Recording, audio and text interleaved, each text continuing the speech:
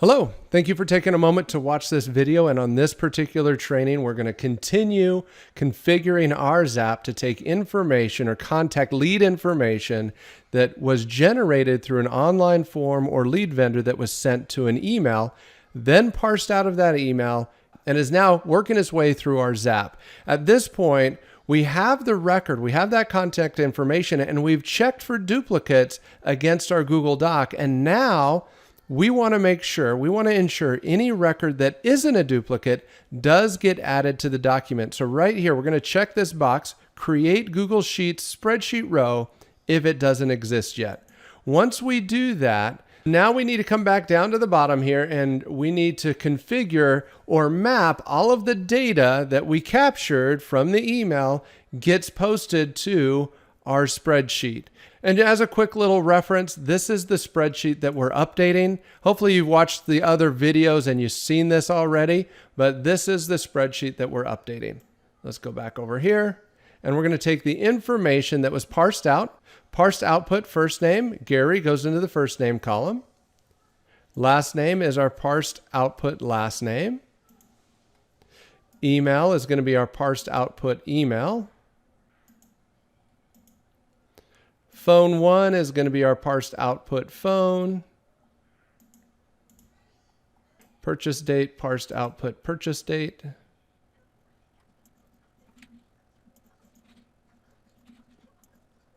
And for our source, I'm going to actually use the website as the source. So everything coming through this Zap is going to have a source of Pinpoint Prospector. Date created, we're going to go ahead and put in the date and time here.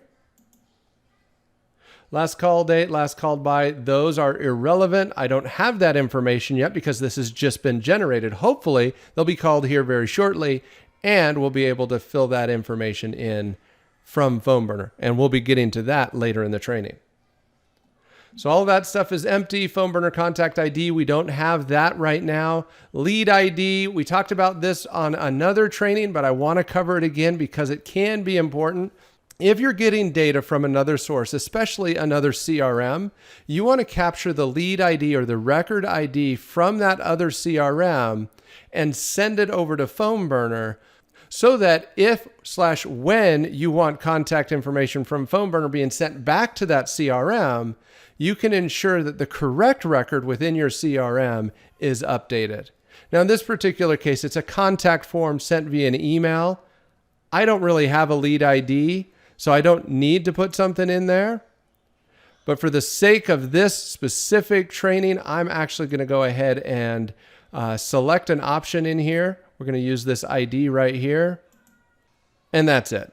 That's just so that I have something to go in there. Lead IDs have to be unique to the record. Extra fields, we're not going to worry about that, and we're going to go ahead and continue.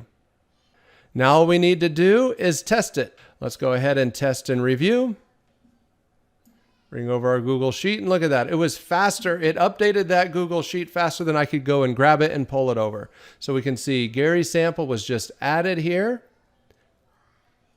and we are good to go.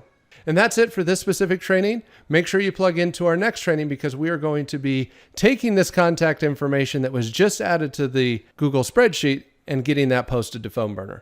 Thanks again, and happy dialing.